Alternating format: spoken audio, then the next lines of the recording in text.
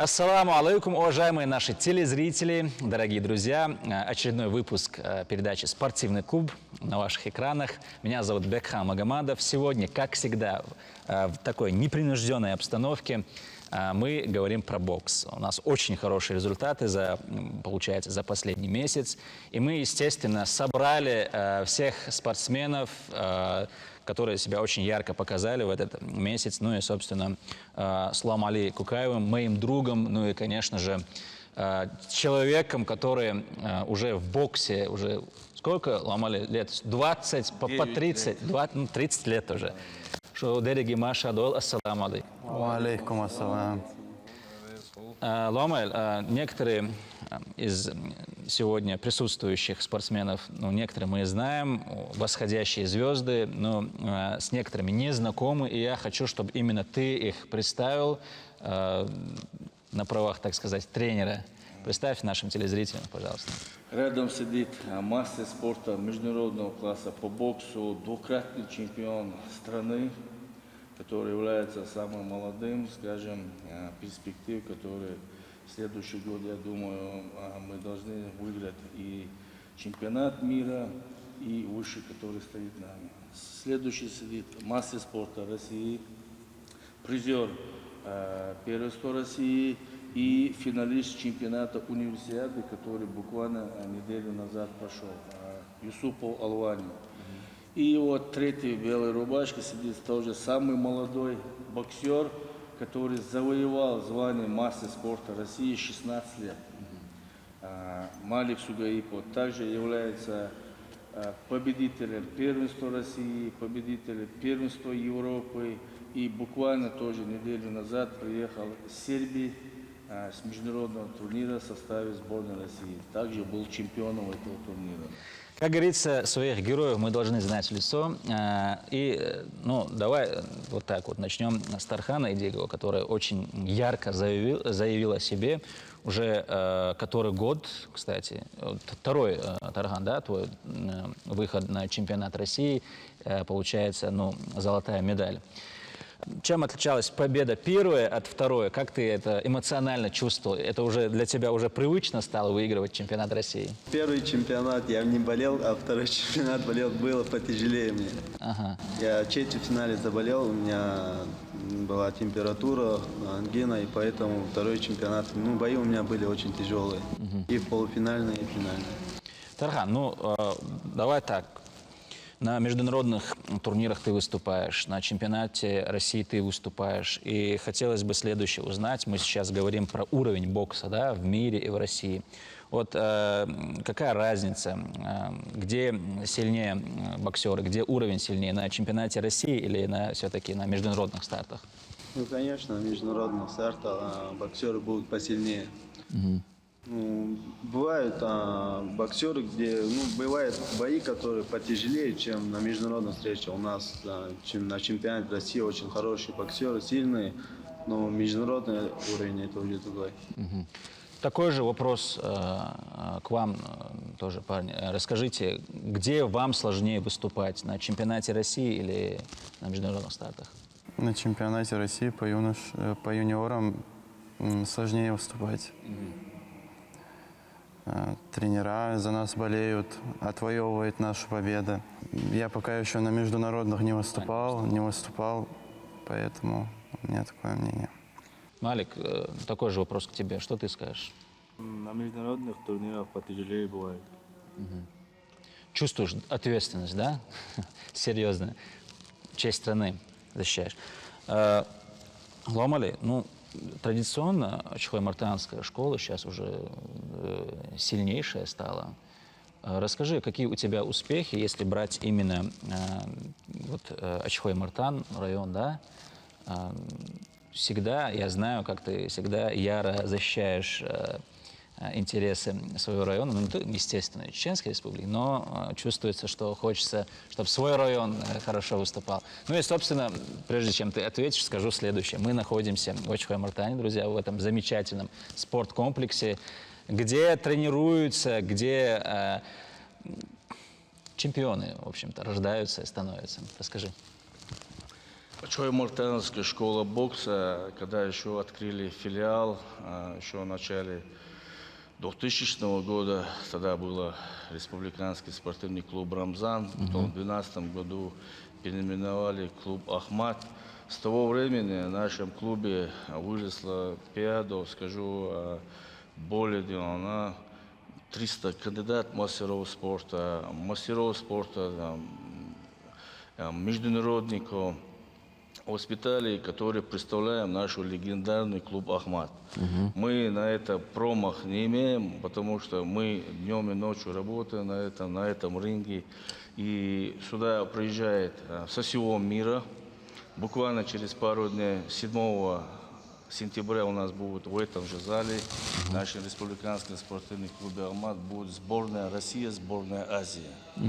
И также у нас проходит в этом зале наша прекрасная, пользуясь случаем, хочу также поблагодарить. Я не могу не заметить и не подметить такое, если нам такие залы предоставили, мы должны на участок, который доверили, участок мы должны воспользоваться 100%. Поэтому в этом зале каждый месяц проводятся международные, европейские. У нас проводили сборная Европы, сборная России, сборная Узбекистан, сборная России, сборная Азии. И так каждый год. Это товарищеские встречи. Матчевые встречи, Матчевые, да. И памяти Ахмата Хаджи Кадырова у нас есть такое, что мы должны чтить память нашего первого президента, героя России Ахмата Хаджи Кадырова. Поэтому плоды растут тех боксеров. У нас в республиканском спортивном клубе «Ахмат» есть легендарные, которые также должны выступить и в Баку, городе, в месяце ноября. Это Шаулаев, Бешту, Альвиев и так далее. Много боксеров, которые также представляют наш легендарный клуб «Ахмат». Так как сегодня мы в нашем филиале Чуй-Мартановской, вопрос задан и показываем блестящие результаты.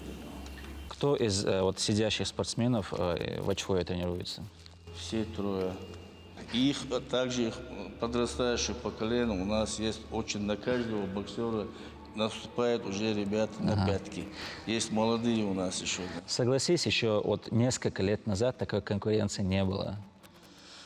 Вот именно, чтобы прям такие яркие результаты были. Ну да, вот последние годы вот на чемпионаты России, страны, которые представляют нашу огромную любимую страну Россию, также Тарган выступал на чемпионате мира. За выход в полуфинал он является 5-м номером чемпионата мира. Чуть-чуть не хватило, чтобы на руку подняли, хотя сейчас это говорится, как после драки кулаками не махаемся. Человек даже не проиграл, Тарган выиграл полуфинальный бой у грузинского спортсмена. Но сейчас мы не будем детально это все обсуждать. Мы должны были оттуда приехать с медалью. Это чемпионат мира, который мы в составе сборной России выступаем на международном арене и на всероссийской арене. Вспомнил еще одну вещь. Хочется поздравить Саламали в первую очередь школу бокса Ачхой-Мартановского района и в частности вас всех. Мастерский турнир прошел, да? Да. Это первый, получается, мастерский турнир? Да, всероссийский турнир класса А памяти Турпалали Кукаева прошел и будет традиционно проходить в каждом году. Вот так и в составе сборной нашего турнира 8 мастеров спорта выполнили норматив. Это блестящий результат, чтобы на одном турнире 8 мастеров спорта выполнили звание. А чтобы стать мастером спорта России, я скажу, это очень нелегко. Да. Хочется вас спросить, Таран, давай в первую очередь себя начнем. Вот на сегодняшний уровень, и у ребят, других спортсменов также спрашиваю, уровень СКФО, да? Очень интересно на самом деле этот вопрос. Мы знаем, как конкурируют именно наши соседние регионы с нами. Это такой хороший, интересный вопрос. Чья школа бокса на сегодняшний день, если взять СКФО, сильнее на Кавказе? Отвечаем честно. Я не могу ответить. прийти на этот вопрос. Я не знаю просто. Ага. Ну, смотря какие весовые категории, Ну наверное. да, каждый весовой категории свой боксер. Если взять кто лучший, я думаю, Дагестан и Чеченская республика лидируют на данный момент СКФО. А если чемпионат России брать, какие сильные команды Ну, на есть? данный момент на чемпионате России у нас одно золото было, а у дагестанцев в финале проиграл. У них был один в финале, и он проиграл. А на прошлое они вообще командой первое место заняли, по-моему. Ну, традиционно наши кавказские команды на чемпионате России сильно выступают, это однозначно. А среди молодежи, среди юниоров к вам вопрос. Как там дела обстоят? По СКФО, Да, если на СКФО взять. также Дагестан, Чечня. Расскажите, Тарган, вот прошедший чемпионат России, ты сказал, что если разницу так сравнивать на одном чемпионате, ты болел, на втором чувствовал себя хорошо, да? С кем, сколько встреч ты провел на последнем чемпионате России? Я провел 5 боев. 5 боев, Да. И вообще, сколько длится сам турнир? 9 дней. 9 дней Да. длится. Сколько дней ты выступил, получается? Ну, 5 дней. 5 дней, Я да? один день боксировал, другой день отдыхал и так. Можешь ли назвать спортсменов, с кем ты выступал, имеется в виду из какого региона? И для тебя более сложным какой сложился? Самый тяжелый бой это полуфинальный Гараев Хикмет из Оренбурга. Мы очень мы дружим, хорошо знакомы, поэтому тяжелый был для меня бой. И как с человеком, с которым ты дружишь, каково это выступать на одном ринге? Ну, тяжело, очень тяжело. Поэтому Артур Бетербиев никогда не дружил с боксерами, которые выступают в его весе. Поэтому я никому не советую, чтобы они дружили с боксерами, с кем они выступают в одной весовой категории. По-моему, я слышал, что Артур Бетербиев даже не здоровался с боксерами, которые выступают в его весовой категории. Не, это надо запомнить, и у самого Артура спросить нужно будет как-нибудь, да? Сесть вот и... Мне самому это интересно. Давай сделаем так. Когда Артур приедет, я надеюсь, он нас слышит, в любом случае организуем такую встречу. Тебя тоже пригласим туда. Если хорошо будете выступать, вас тоже пригласим. На самом деле у нас самое хорошее это то, что у нас есть люди, с которых мы можем брать пример, да. И Артур Бетербиев это та личность, действительно, с которого нужно и можно брать пример. Человек умеет показывать себя перед людьми, показывать себя на ринге. Это очень многого на самом деле стоит. Хорошо, Малик, расскажи, как для тебя сложился последний старт?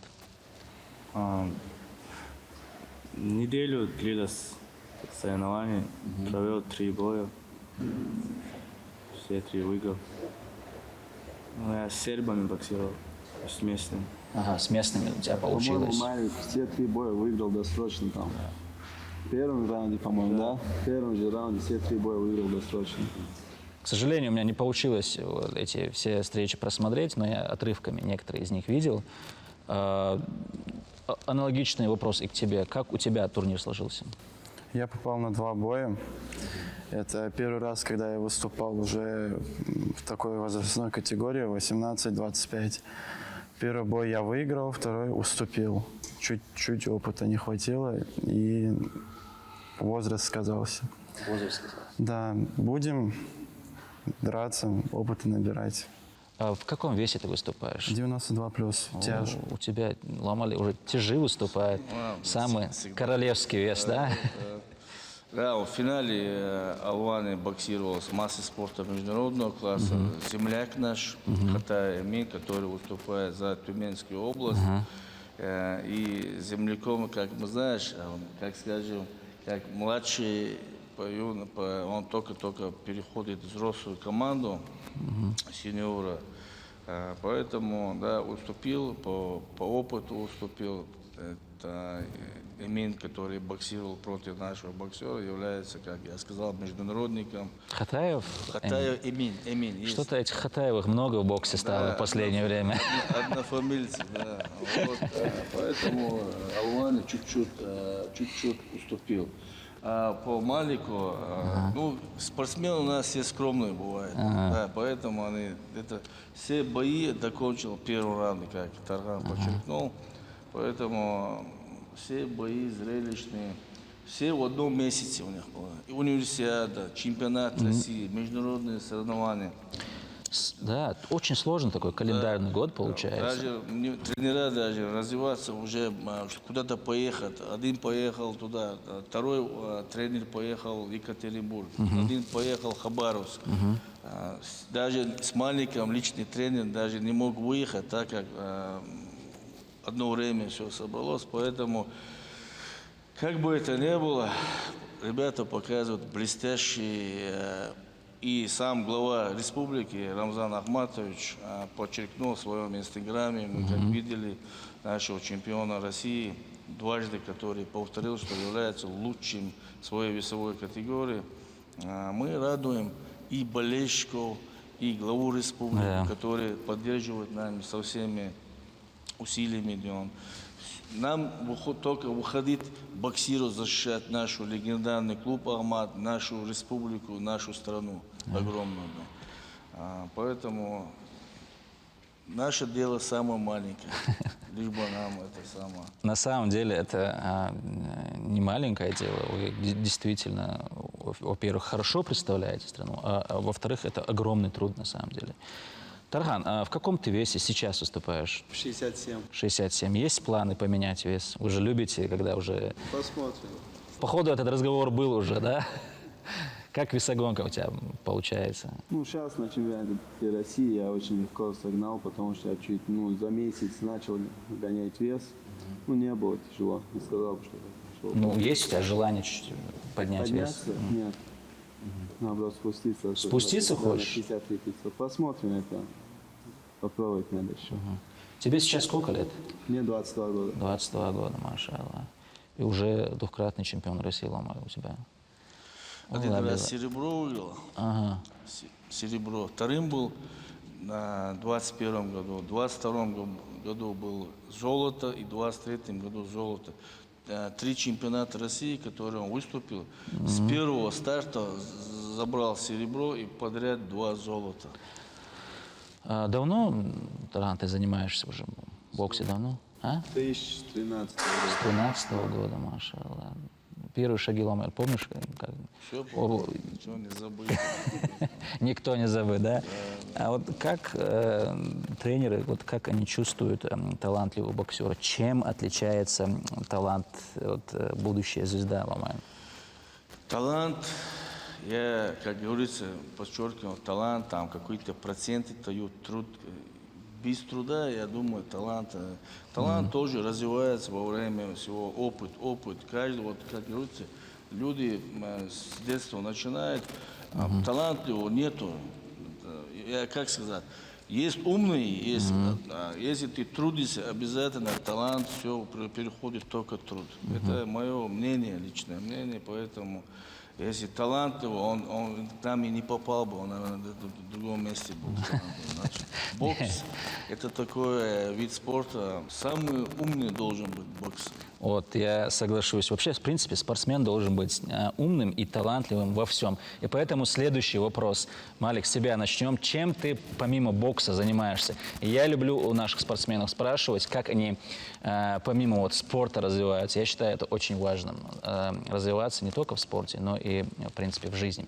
В науке, во всех сферах. Чем ты помимо бокса занимаешься, Малик? Вот человек полностью отдал себя боксу. Только бокс, да? Ты сейчас где-нибудь учишься? Да, в колледже. Ну вот, видишь, говоришь, ничем помимо бокса не занимаешься. Какое у тебя направление? В колледже? Да. На физкультуре, на тренера. Ну, у человека явно вот только спорт направление. Куда я бы не пошел. Да. Что ты скажешь?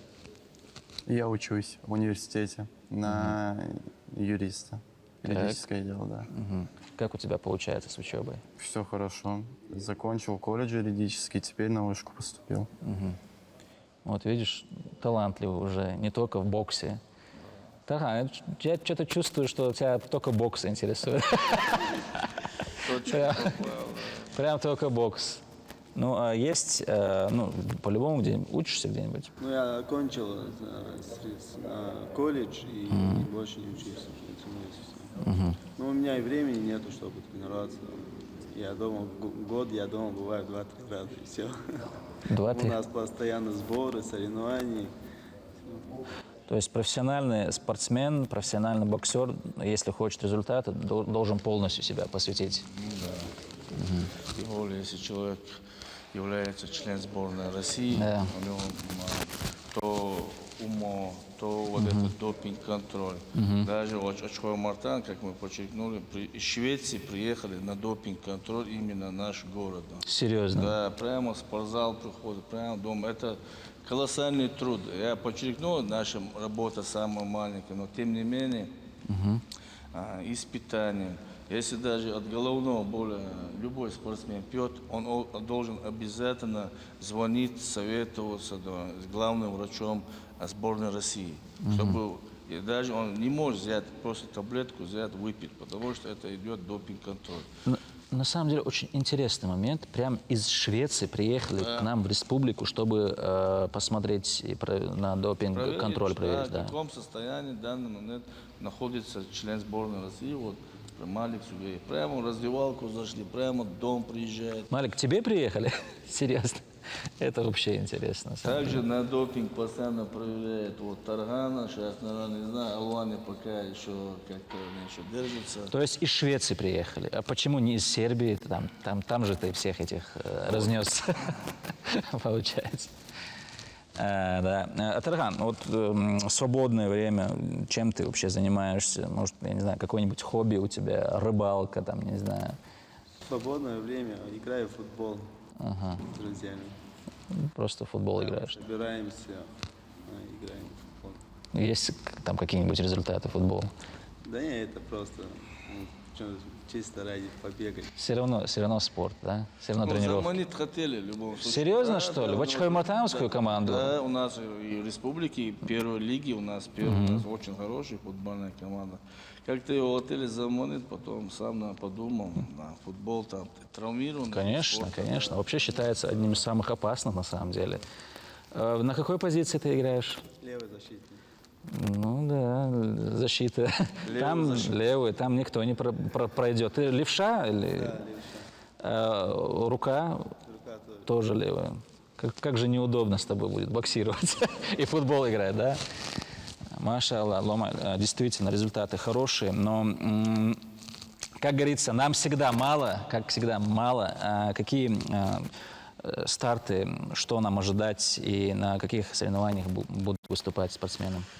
Буквально 20 числа Тархан уезжает уже на сборы. Предстоит в следующем месяце будет Кубок Европы.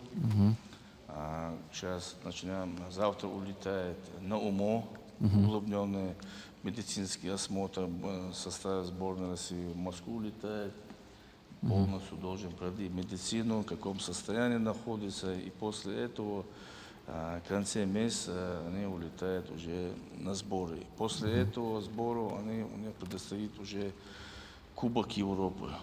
Поэтому старт очень серьезный, ответственный. Сейчас после приезда с Москвы должны начать повторные уже тренировки. До даже уезда на сборы надо уже подготовиться, прийти тонус. Также Алвани, они сейчас тоже будут готовиться. Международный турнир будет у них. У Малика, у Алвани будет в Краснодаре. Павликова тоже в конце месяца тоже уезжает на международный турнир. Вот такие старты у нас пока. Действительно, опять-таки подчеркну, очень напряженно получается календарный месяц, вообще и год. Малик, Алвани, как вы справляетесь с этим эмоционально, ну и в принципе физически, когда вот турнир за турниром, подготовка за подготовкой, как к этому относитесь? Ну, мы только рады боксировать.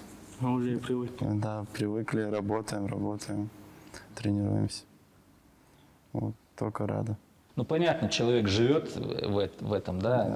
Ты Никак- с каждым разом все привыкаешь. Больше и больше тебе хочется еще больше боксировать, тренироваться.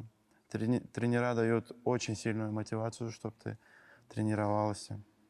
Да, очень все хорошо. Хочется, Ламаль, еще один момент подчеркнуть. В последнее время радует еще одна вещь. Наши спортсмены очень хорошо говорят сейчас. Ну, и на камеру говорят, и в принципе хорошо разговаривают. Ты заметил это? Развиваемся. Развиваемся. На самом деле, раньше какая проблема была? Вот в интервью сложно было из человека что-то такое вытащить, да, интересное. Вот парни очень, на самом деле, грамотно разговаривают, это радует, приятно слушать, на любой вопрос отвечают, всегда позитивные, это радует, на самом деле. Какие у вас дальнейшие планы? Возьмем именно в бокс. Какие цели, скажем так, на ближайшие годы? Тарган, давай с тебя начнем. План у меня сперва выиграть Кубок Европы. И в следующем году у нас сразу будет в январе чемпионат Европы, чемпионат мира. Ну, посмотрим. Что говорят тренера? Заманивают ли они тебя, чтобы ты выступал в профессионалах? Ну, я уже провел профессиональный бокс один бой. Я один бой выиграл. Посмотрим. Думаю, будем совмещать любительский и профессиональный бокс. Что-то Ламали недовольно смотрит на это. Мы хотим на Олимпиаде выступать. Мы на Олимпиаде, на чемпионате мира, профессиональная лига, это моя ностальгия, это вот так знаем. Так что даже вот в ближайшее время хотим, чтобы будет окно свободное, чтобы Тарган набирал рекорд профессионала. Профессионально, да? Как насчет вас, Владимир? Какие у вас планы, У Малик? нас в ноябре будет Кубок России. Победители Кубка России едут в апреле на юниорский чемпионат мира. Ну, я имею в виду цели именно в боксе. Каких результатов вы хотите добиться именно в боксе? Самых высоких. Только Дойти до Олимпиады, как каждый спортсмен хочет. Каждый спортсмен жаждет эту медаль. Олимпиада или все-таки стать чемпионом мира среди профессионалов? Нет, Олимпиада. Все что-то Олимпиаду хотят. Вот так. Таран, что насчет тебя? Олимпиада, конечно, Олимпийские игры – это мечта любого спортсмена. Да. Машалла. Желаю вам, чтобы вы достигли самых высоких высот, извиняюсь за тавтологию, не только в спорте, но и в жизни. Да, больше. Ламаль, ну, у тебя уже результаты есть, я не знаю тебе, что еще в боксе пожелать. Пользуясь случаем, если мы заканчиваем наш разговор сегодняшний, благодарю вас, Дерез Фулбекам, постоянно спортивной жизнью живешь, несмотря на профессию, тем не менее. Пользуясь случаем, еще раз хочу поблагодарить, чтобы мы сегодня также могли другой раз собраться за нашими титулованными спортсменами, за такие условия. И главу республику Рамзана Ахматовича, Героя России, который сам любит, уважает. И также хочу поблагодарить генерального директора Республиканского спортивного клуба «Алмат» Рамзана Исмурадова, который буквально неделю назад собрал наших всех спортсменов, поблагодарил, поговорили о дальнейших ситуациях наших, которые должны пройти еще больше шагов, которые все болели должны перейти. Хочу также поблагодарить всех болельщиков, которые болеют за нас. Дерез, Ахмад, Аллаху Акбар. Уважаемые наши телезрители, на этом у нас все. Смотрите передачу «Спортивный клуб» на канале Войнах. До свидания. Далее, это будет серия.